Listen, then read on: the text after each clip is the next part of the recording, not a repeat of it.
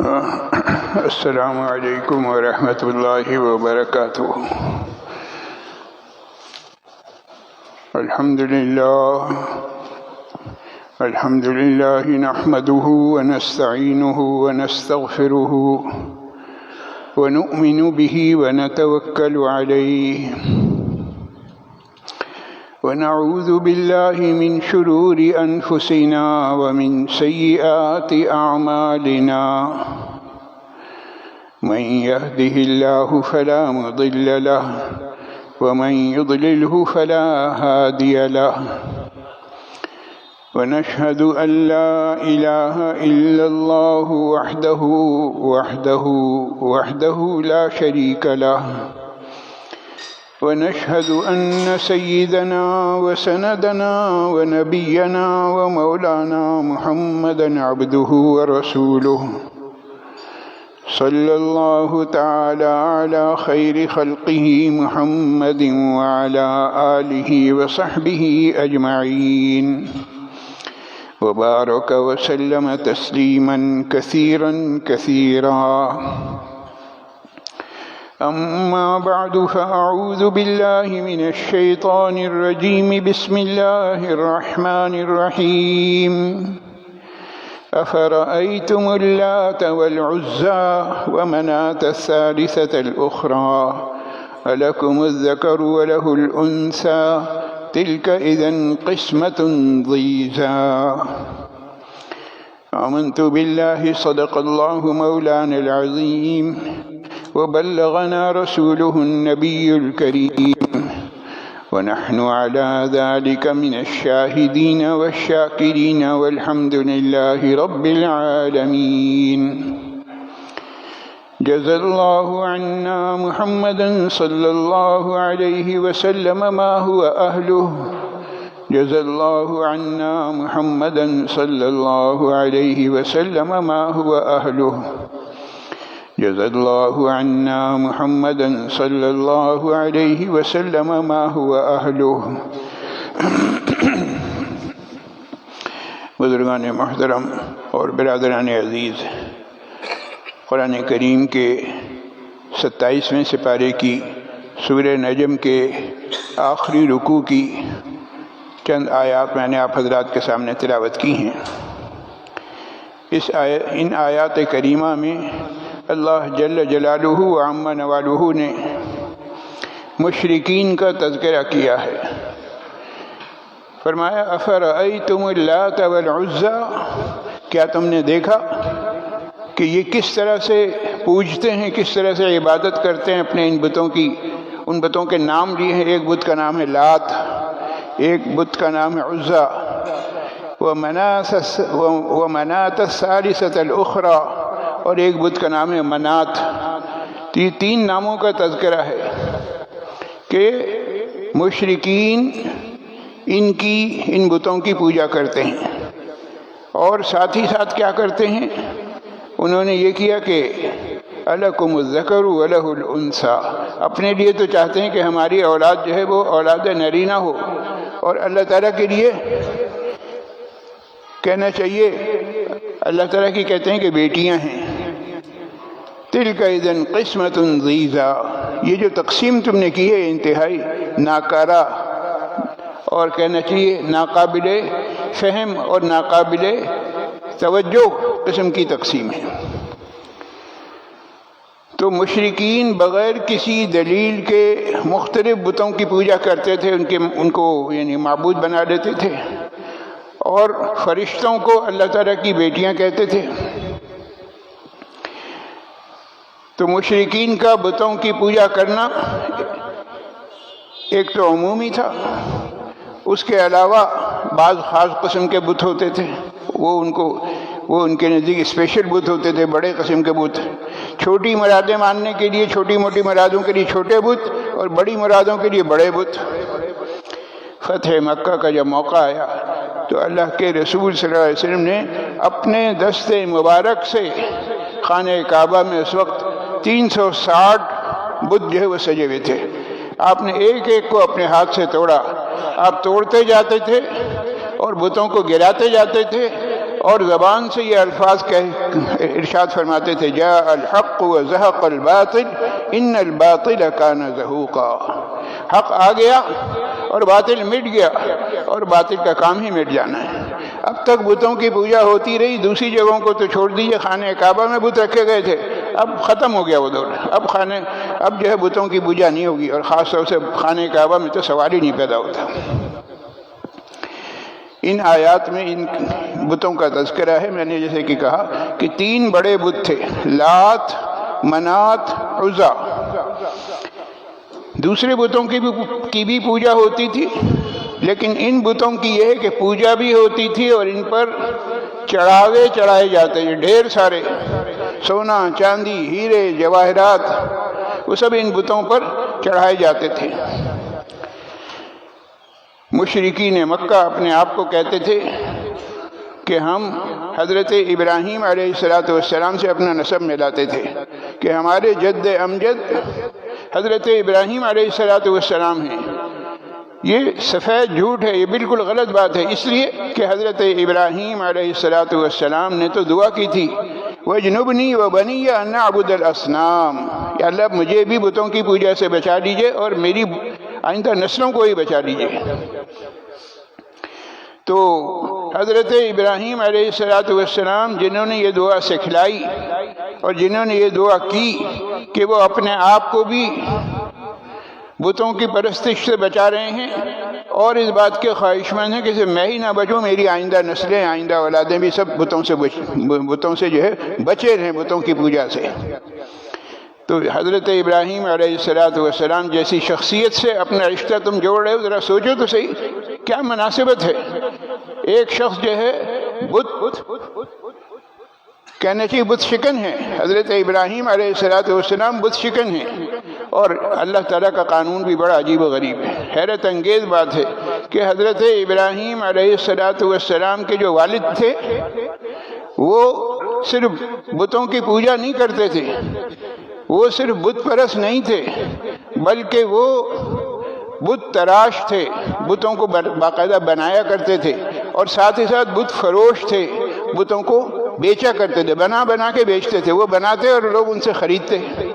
تو ایک ایسا شخص جو بت تراش بھی ہے، بت فروش بھی ہے اور بت پرست بھی ہے، تینوں صفات اس میں پائی جا رہی ہیں، لیکن اللہ کی قدرت کہ اللہ تعالیٰ نے اس کے بیٹے کو حضرت ابراہیم علیہ السلام کو اللہ تعالیٰ نے اس طرح سے پیدا فرمایا کہ وہ نہ بت تراش، نہ بت فروش، نہ بت پرست، بلکہ بت شکن، بتوں کو توڑنے والے۔ جناب نبی کریم صلی اللہ علیہ وسلم نے فتح مکہ کے موقع پر اسی سنت ابراہیمی پر عمل کیا اور سارے بتوں کو توڑ دیا۔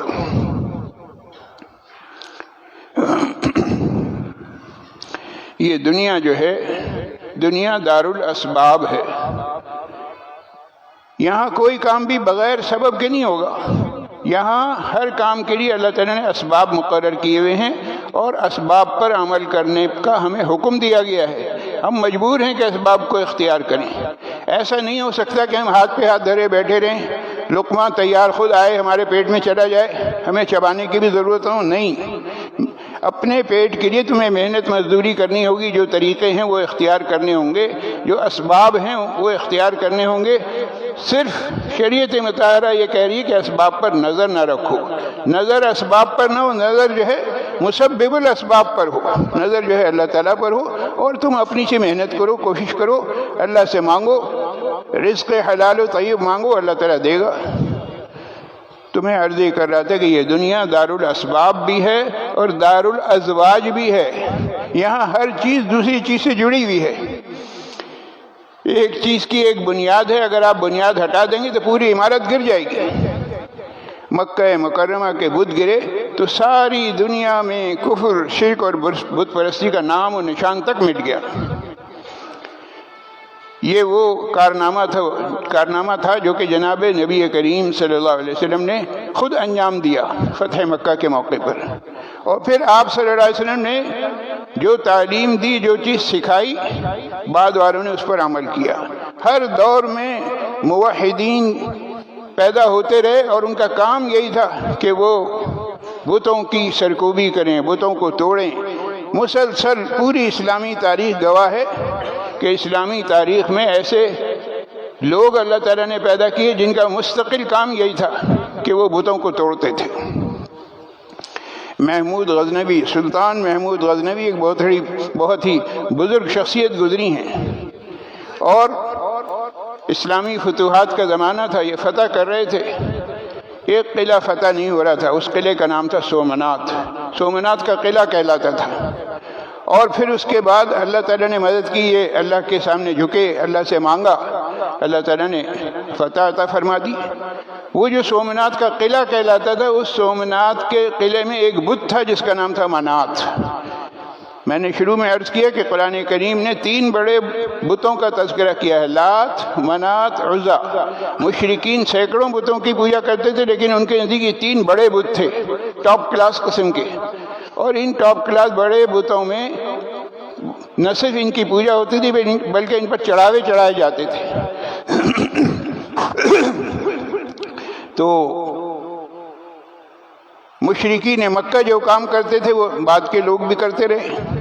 ایک طرف بت پرست لوگ ہیں، بت فروش لوگ ہیں، بت تراش لوگ ہیں، اور دوسری طرف بت شکن لوگ ہیں، وہ اپنا کام کر رہے ہیں، وہ اپنا کام کر رہے ہیں، روز اول سے جاری و ساری ہے۔ تو محمود غزنوی رحمہ اللہ نے، سلطان محمود غزنوی رحمہ اللہ نے قلعہ فتح کیا، سومناتھ کا قلعہ۔ اور جب اندر گئے تو دیکھا کہ ایک بہت بڑا بت ہے، اس بت کا نام ہے منات۔ اور اب انہوں نے ارادہ کیا کہ اس بت کو میں توڑوں گا۔ اب وہ سب چلے آئے، ہندو بت پرست جو تھے، ہاتھ جوڑ رہے ہیں، خدا کے لیے اس کو نہ توڑیں، جتنے دل چاہے ہم سے پیسے لے لیں، جو آپ چاہے اس کی قیمت لگا دیں۔ تو اس موقع پر محمود غزنوی نے جو جواب دیا، بڑا ہی قیمتی جواب ہے۔ اس نے کہا کہ ہم نہ بت تراش ہیں نہ بت فروش ہیں، ہم تو بھائی بت شکن ہیں، ہماری ڈیوٹی یہی کہ ہم بتوں کو توڑیں۔ اور چنانچہ انہوں نے اس بت کو توڑا اور تمام بتوں کو توڑا۔ ذرا اندازہ لگائیے کہاں غزنی، محمود غزنوی جو ہے غزنی میں کے رہنے والے تھے، افغانستان کا علاقہ ہے، کہاں غزنی ہے اور کہاں یہ سومناتھ کا قلعہ ہے۔ اس کو فتح کرنے کے لیے گئے، سفر کیا۔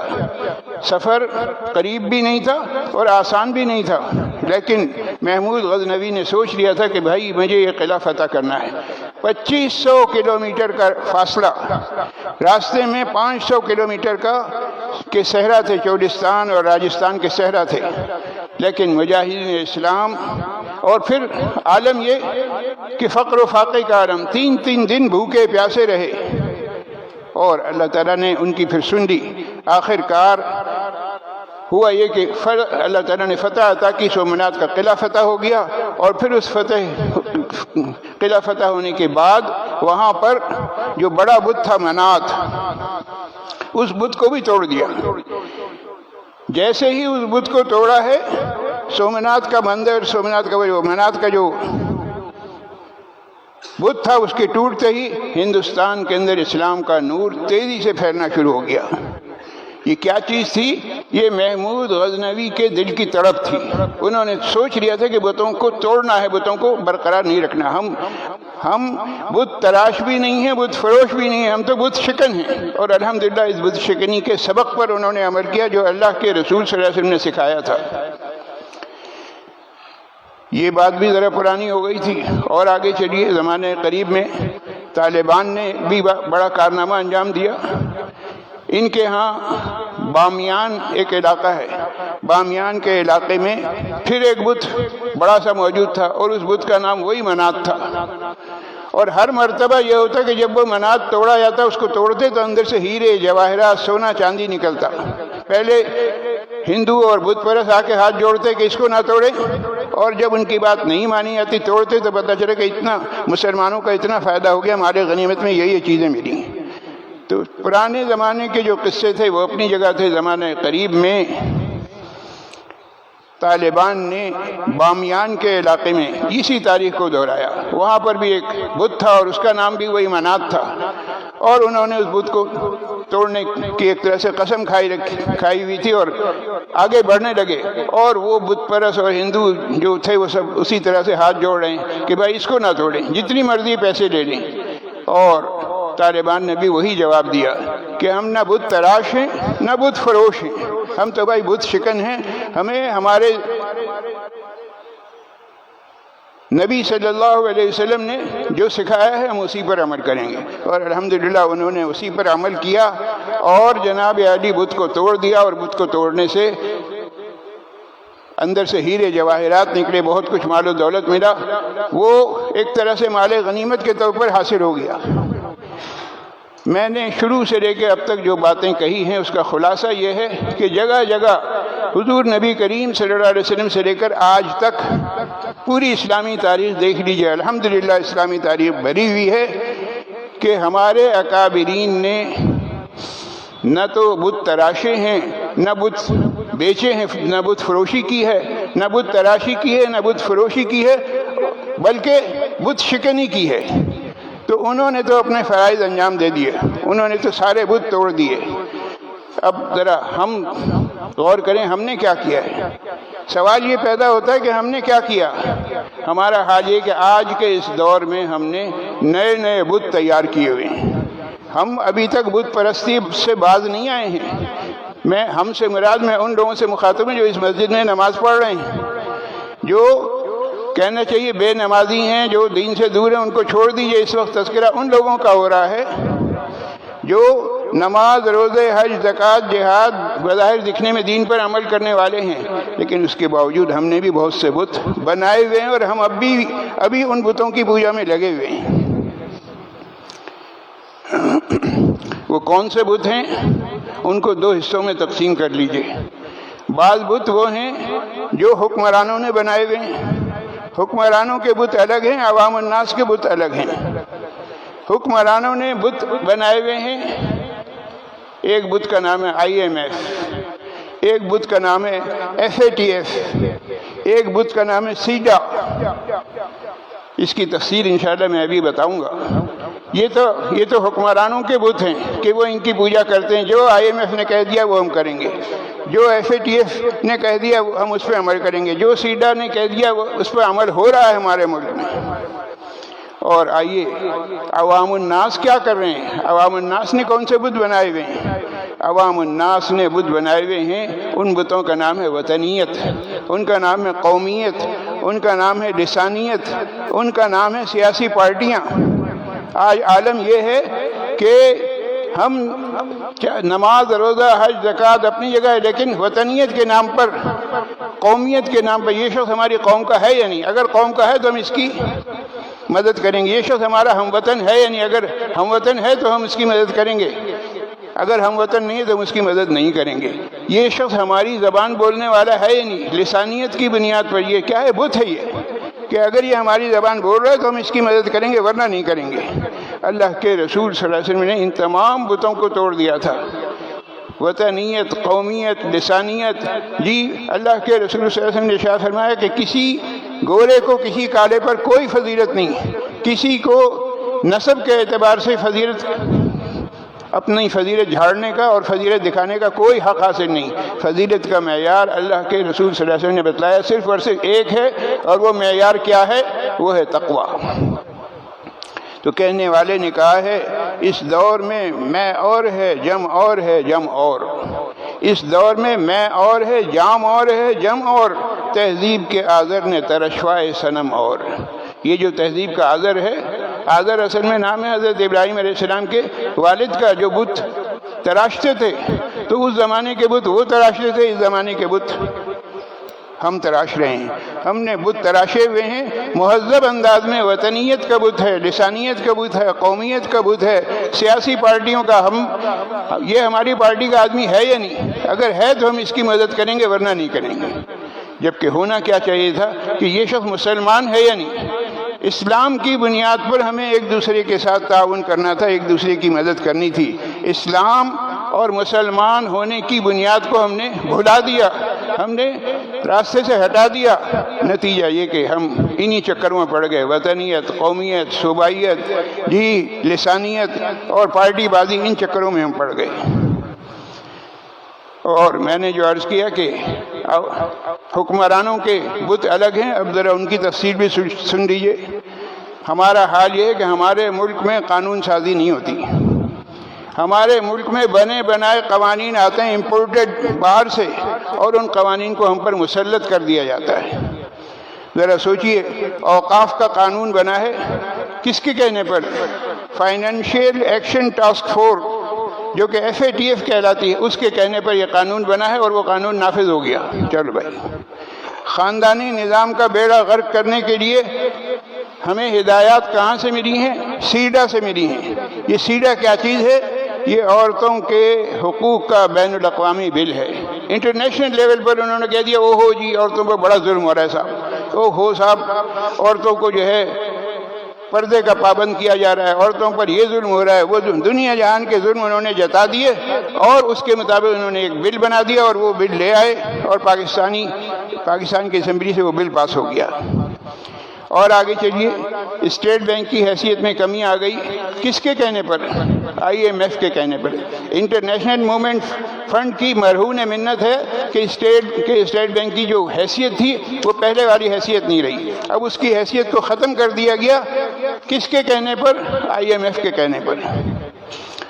اور آگے چلیے، ناموس رسالت اور قادیانیوں کے بارے میں ہمارے ہاں تجاویز یورپی یونین کے حکم پر پیش کی جا رہی ہیں۔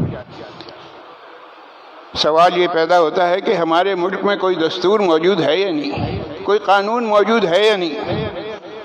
اس کا جواب یہ کہ یقیناً ہے۔ اگر موجود ہے اور یقیناً ہے تو پھر ہمارے اوپر FATF، سیڈا اور IMF کو کیوں مسلط کیا جا رہا ہے؟ یہ کیا چیزیں ہیں؟ یہ وہ بت ہیں جن کی پرستش کر رہے ہیں حکمران۔ میں نے عرض کیا کہ حکمرانوں کے بت الگ ہیں، عوام کے بت الگ ہیں۔ بھائی ضروری نہیں ہے کہ ہتھیاروں کی پہلے لڑائی ہوئی، اس لڑائی میں ہم نے جو ہے اگر مغربی ممالک کا ساتھ دیا تو اب ضروری نہیں ہے کہ تہذیب کی جنگ میں، ثقافت کی جنگ میں، نظریات کی جنگ میں بھی ہم ان کا ساتھ دیں، سوال ہی نہیں پیدا ہوتا۔ ہم ہرگز یہ ہونے نہیں دیں گے کہ کوئی شخص ہمارے تہذیب، ہماری ثقافت، ہماری جو نظریات ہیں ان میں کوئی مداخلت کرے، قطعاً ہم اس کو برداشت نہیں کریں گے۔ آپ اندازہ لگائیے، گراوٹ کی بھی انتہا ہے۔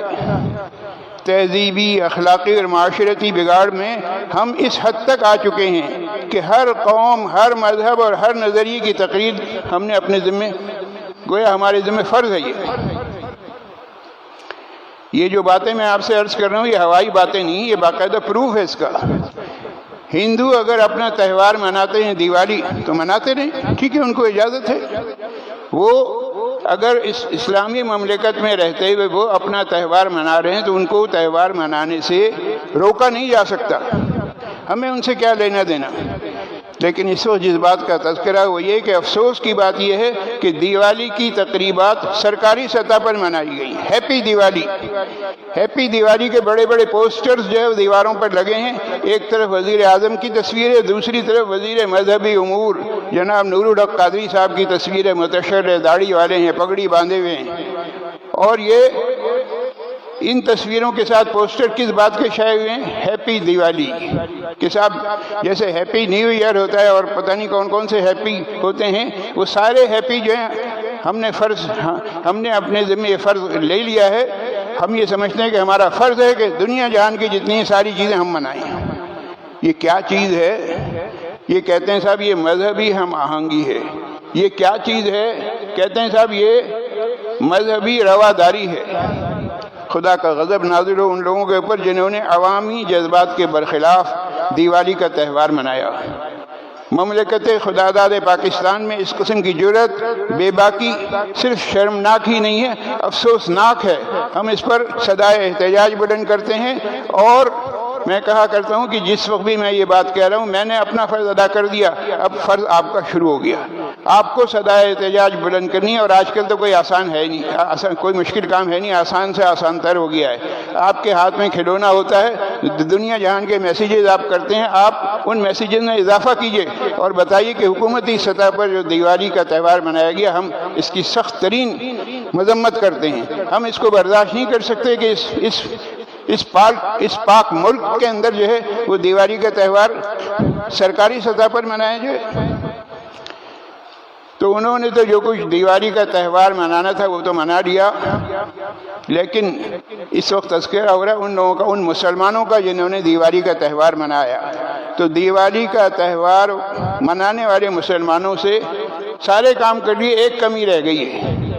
وہ کمی کیا ہے؟ وہ ہے دیوالی کے تہوار میں ان کے حساب سے ایک چیز ہوتی ہے، اسے کہتے ہیں گوبر میلے کا اہتمام۔ گوبر میلہ کیا ہوتا ہے؟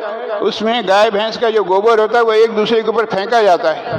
کیوں پھینکتے ہیں؟ کہ کہتے ہیں صاحب اس سے جو ہے نا بیماریوں سے شفا حاصل ہو جاتی ہے۔ بیماریوں سے شفا حاصل کرنے کے لیے ہندو اپنے عقیدے کے مطابق گوبر میلے کا اہتمام کرتے ہیں۔ یہاں دیوالی کا تہوار منایا گیا، سرکاری سطح پر جتنی رسومات تھیں سب ادا کی گئیں، ایک رسم رہ گئی تھی تو بھائی اس کو بھی ادا کر لو۔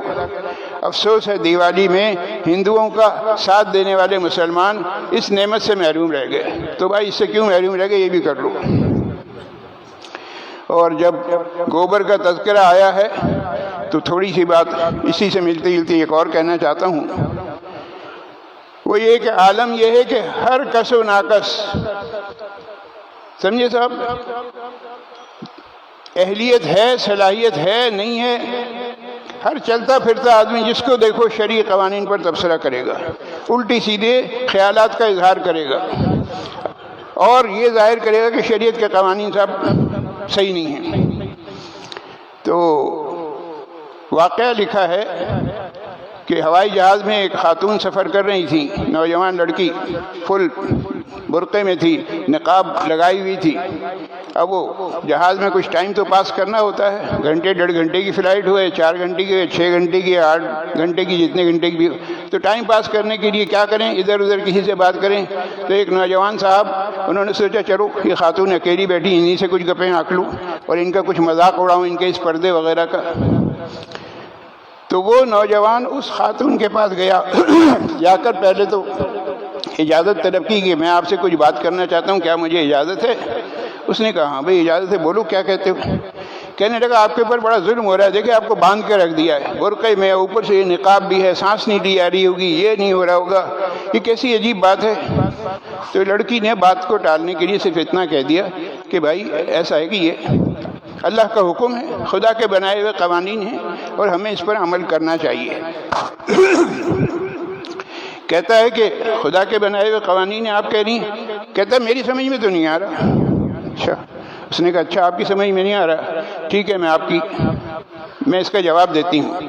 پہلے مجھے یہ بتائیے کہ گائے کیا کھاتی ہے، بھینس کیا کھاتی ہے، گھوڑا کیا کھاتا ہے، بکری کیا کھاتی ہے؟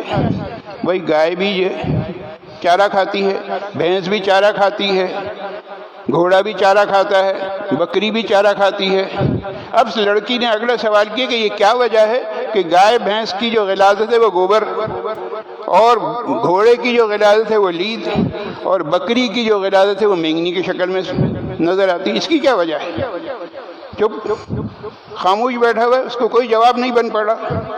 کہنے لگی کہ آپ خدا کے بنائے ہوئے قوانین پر بات کیسے کر سکتے ہیں جبکہ آپ کو جانوروں کی غلاظت کی بھی خبر نہیں ہے؟ اتنی عقل تو ہے نہیں کہ جانوروں کی غلاظت کے بارے میں کوئی بات کر سکیں، اور آپ چلے ہیں خدا کے قوانین کے بارے میں اپنی رائے کا اظہار کریں کہ میری سمجھ میں نہیں آ رہا۔ چپدی کا شوربہ، تم کیا اور تمہاری عقل کیا، اپنی عقل کو اپنی عقل پر ماتم کرو۔ اس عقل سے اگر تم خدا کے بنائے ہوئے قوانین کو سمجھنا چاہو گے تو قیامت تک تم جو ہے ان قوانین کو سمجھ نہیں سکو گے۔ خدا کے قوانین کو سمجھنے کا صرف ایک ہی طریقہ ہے، اور وہ طریقہ کیا ہے؟ وہ طریقہ یہ ہے کہ اللہ اور اس کے رسول صلی اللہ علیہ وسلم نے جو فرما دیا اس کے آگے سر جھکا دو، بس سمعنا و اطعنا، ہم نے سنا اور ہم اس کی اطاعت کریں گے۔ اگر اطاعت و فرما برداری کا مادہ ہے، اگر اطاعت و فرما برداری کے نسخے پر عمل کر رہے ہو تو تب تو سمجھ میں آ جائیں گے سارے قواعد و قوانین، شریعت کے قوانین۔ اور اگر اطاعت و قوانین کا تمہارے ذہن میں یہ ہے کہ اطاعت اللہ اور اس کے رسول صلی اللہ علیہ وسلم کے احکامات کی کیا کہنا چاہیے، اطاعت نہیں کرنی بلکہ قوانین کے بارے میں اس میں کیڑے نکالنے ہیں۔ اللہ معاف فرمائے یہ جملہ کچھ اچھا نہیں ہے، لیکن یہ کہ الٹی سیدھی باتیں کرنی ہیں تو قیامت تک تمہیں کبھی بھی تمہاری سمجھ میں نہیں آئیں گے۔ خدائی قوانین تمہاری عقل میں آ ہی نہیں سکتے۔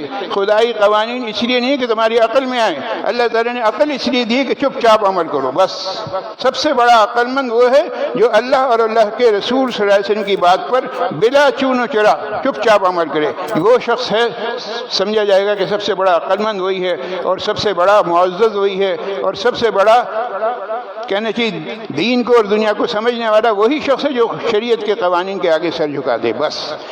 اور جو شخص سر نہ جھکائے اس کے متعلق یہی دعا کریں گے کہ اللہ تعالیٰ اسے نیک ہدایت عطا فرمائے۔ بہرحال شریعت مطہرہ سے متعلق یہ چند موٹی موٹی باتیں تھیں جو میں نے عرض کی ہیں۔ بنیادی بات یہی ہے کہ ہم اللہ اور اس کے رسول صلی اللہ علیہ وسلم کے احکامات جو ہیں ان کو ہم سمجھیں اور اپنے آپ کو تیار کریں کہ ہم اس پر عمل کریں گے۔ آج سے یہ عزم کرنے کہ انشاءاللہ العزیز جو اللہ نے کہا ہے، جو اللہ کے رسول صلی اللہ علیہ وسلم نے کہا ہے اس کے مطابق انشاءاللہ العزیز ہم عمل کریں گے۔ انشاءاللہ العزیز ہم اپنی زندگیوں میں دینی لحاظ سے انقلاب لے کر آئیں گے۔ اللہ تعالیٰ اس کے مطابق مجھے بھی عمل کی توفیق نصیب فرمائے اور آپ تمام حضرات کو بھی۔ ہمارے یہاں کے مقتدر نمازی جناب جاوید الرحمان صاحب کے صاحبزادے حافظ محمد اسامہ صاحب اور جناب نوید الرحمان صاحب کے صاحبزادے محمد عمر صاحب کا سنتوں سے فراغت کے بعد تقریب نکاح ہے۔ انشاءاللہ العزیز مولانا حافظ محمد رضوان اللہ صاحب نکاح پڑھائیں گے۔ نمازی حضرات سے دعائے خیر میں شرکت کی درخواست کی گئی ہے۔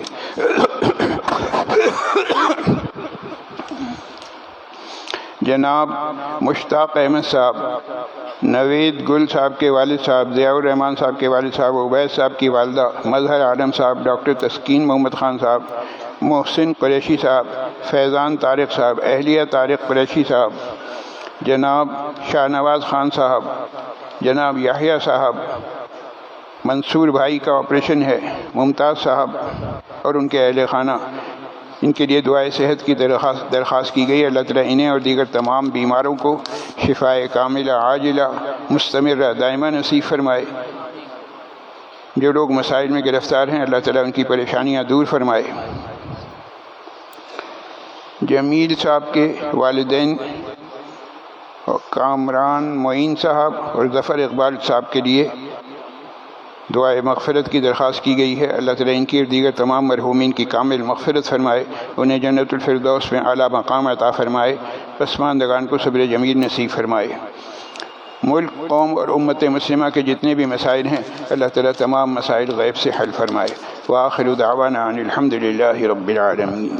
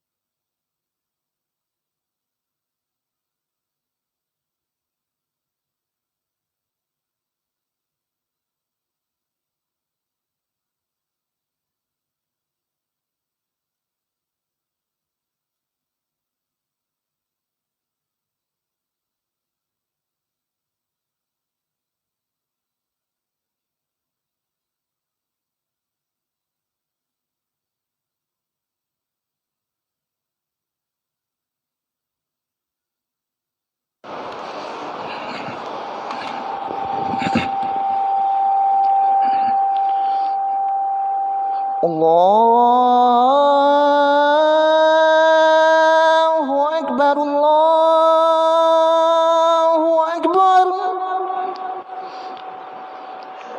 الله أكبر الله أكبر أشهد أن لا إله إلا الله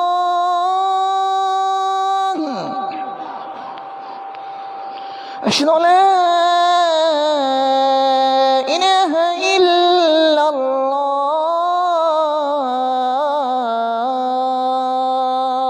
الله أشهد أن محمد رسول الله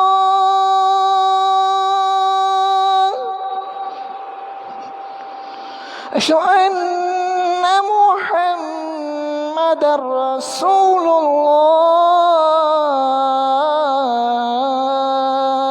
الله حي على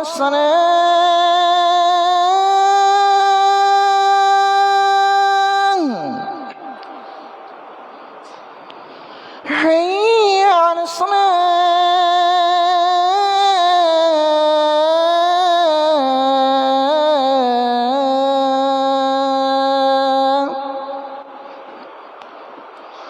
حي على الفلاح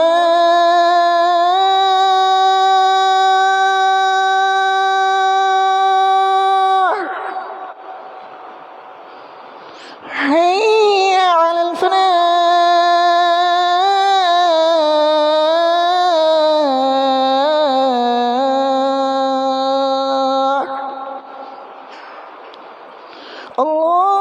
الله أكبر الله أكبر لا إله إلا الله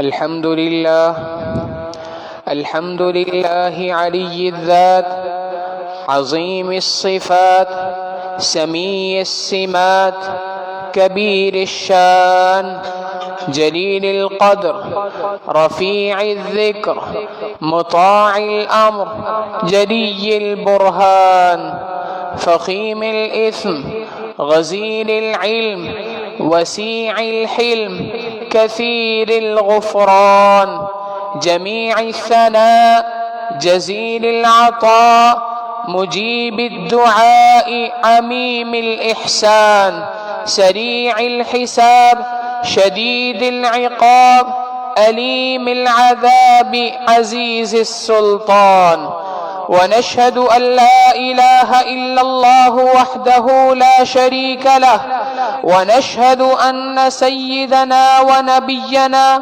ومولانا محمدا عبده ورسوله صلى الله تعالى عليه وعلى آله وأصحابه وبارك وسلم تسليما كثيرا كثيرا أما بعد فيا أيها الناس وحدوا الله فإن التوحيد رأس الطاعات واتقوا الله فإن التقوى ميلات الحسنات وعليكم بالسنة فإن السنة تهدي إلى الإطاعة ومن أطاع الله ورسوله فقد رشد واهتدى وإياكم والبدعة فإن البدعة تهدي إلى المعصية ومن يعص الله ورسوله فقد ضل وغوى وعليكم بالصدق فإن الصدق ينجي والكذب يهلك وعليكم بالإحسان فإن الله يحب المحسنين ولا تقنطوا من رحمة الله فإنه أرحم الراحمين ولا تحبوا الدنيا فتكونوا من الخاسرين ألا وإن نفسا لن تموت حتى تستكمل رزقها فاتقوا الله وأجملوا في الطلب وتوكلوا عليه فإن الله يحب المتوكلين وادعوه فإن ربكم مجيب الداعين واستغفروه يمددكم بأموال وبنين. أعوذ بالله من الشيطان الرجيم. فقلت استغفروا ربكم إنه كان غفارا يرسل السماء عليكم مدرارا ويمددكم بأموال وبنين ويجعل لكم جنات ويجعل لكم أنهارا. وقال تعالى وقال ربكم ادعوني أستجب لكم إن الذين يستكبرون عن عبادتي سيدخلون جهنم داخرين. بارك الله لنا ولكم في القرآن العظيم ونفعنا وإياكم بالآيات والذكر الحكيم. إنه تعالى جواد كريم ملك بر ورب رؤوف رحيم.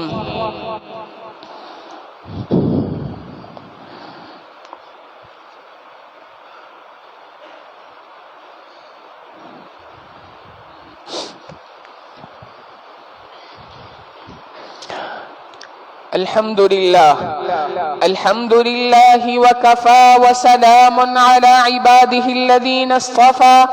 أما بعد فأعوذ بالله من الشيطان الرجيم. بسم الله الرحمن الرحيم. يا أيها الناس اتقوا ربكم إن زلزلة الساعة شيء عظيم يوم ترونها تذهل كل مرضعة عما أرضعت وتضع كل ذات حمل حملها وترى الناس سكارى وما هم بسكارى ولكن عذاب الله شديد.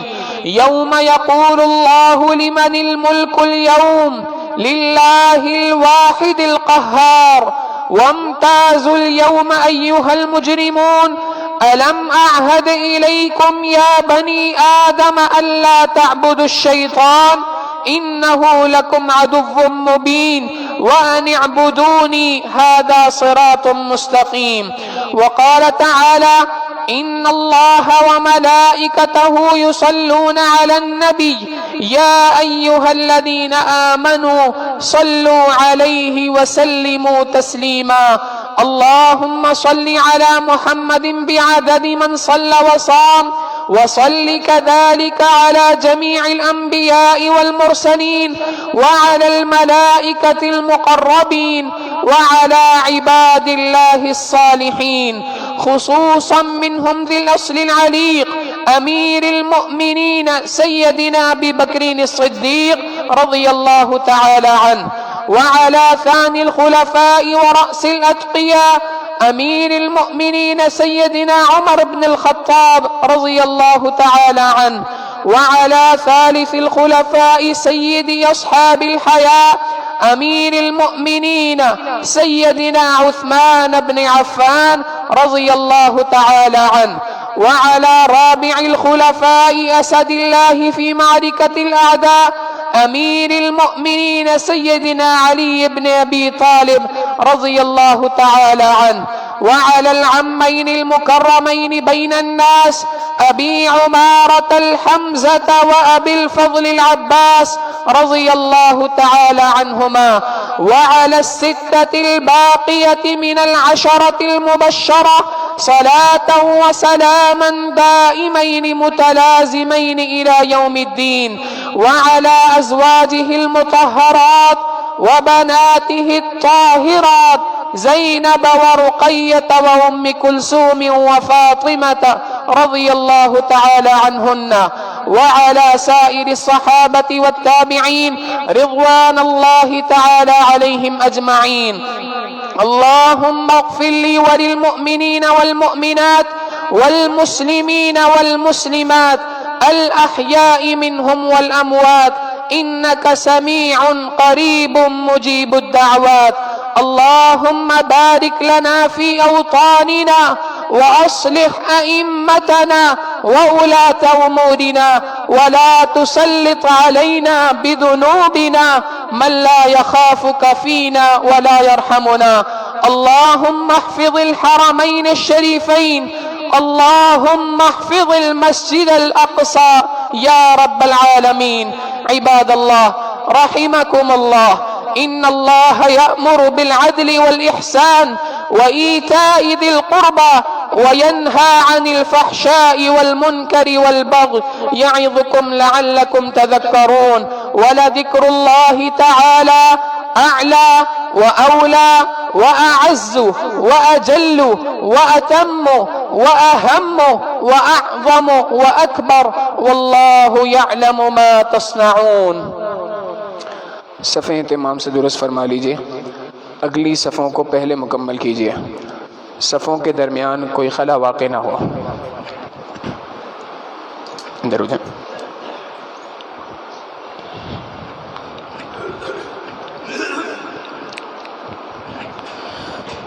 الله أكبر الله أكبر الله أكبر الله أكبر. أشهد أن لا إله إلا الله أشهد لا إله إلا الله أشهد أن محمد رسول الله أشهد أن محمد رسول الله. حي على الصلاة حي على الصلاة حي على الفلاح حي على الفلاح. قد قام الصلاة قد قام الصلاة. الله أكبر الله أكبر لا إله إلا الله. الله أكبر.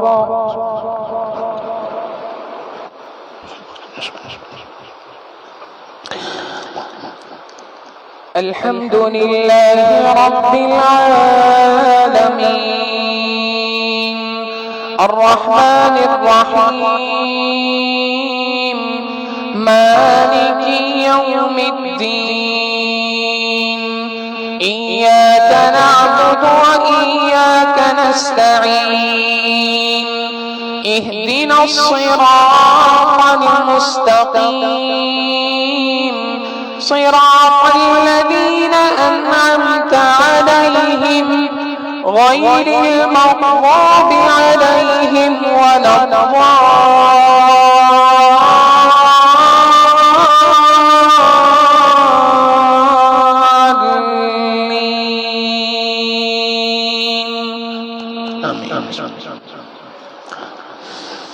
لقد صدق الله رسوله الرؤيا بالحق لتدخلن المسجد الحرام إن شاء الله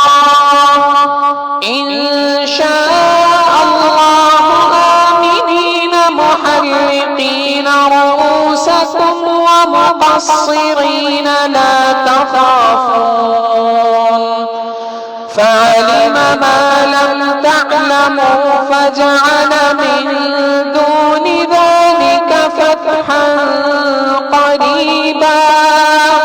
هو الذي أرسل رسوله بالهدى ودين الحق ليظهره على الدين كله وكفى بالله شهيدا. الله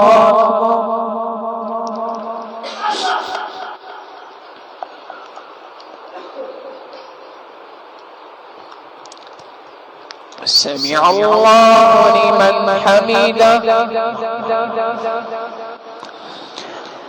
الله أكبر.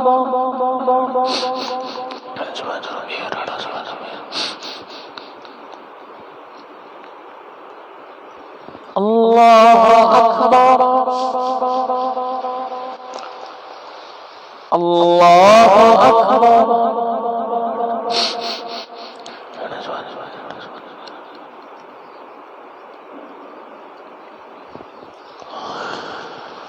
الله أكبر.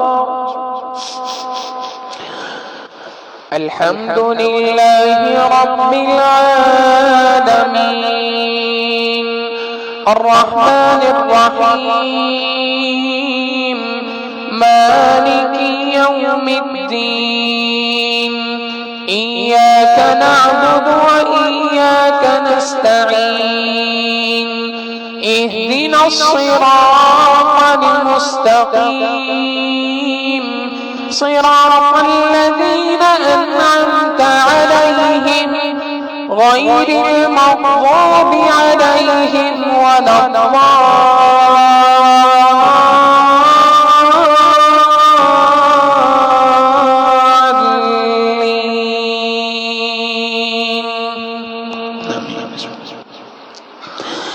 يا أيها الناس إنا خلقناكم من ذكر وأنثى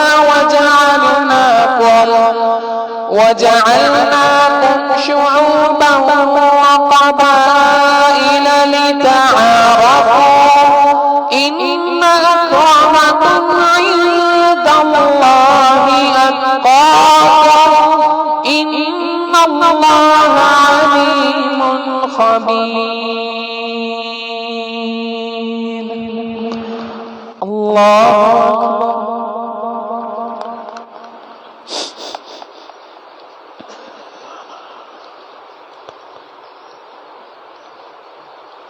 سمع الله لمن حمده.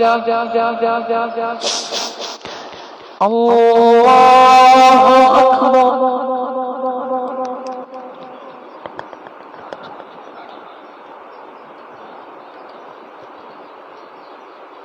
الله أكبر. الله أكبر.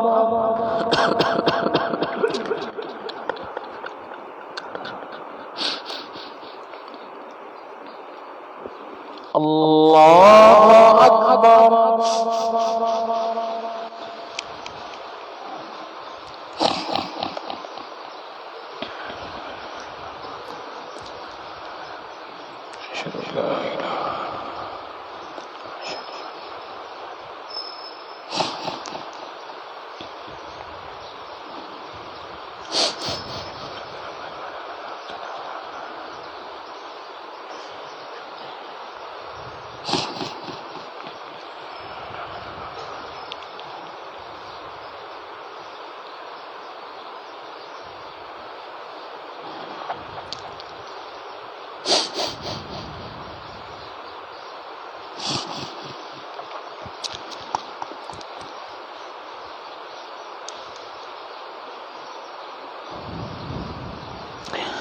السلام عليكم ورحمة الله.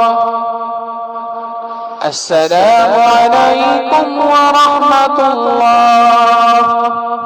الله أكبر. استغفر الله استغفر الله استغفر الله.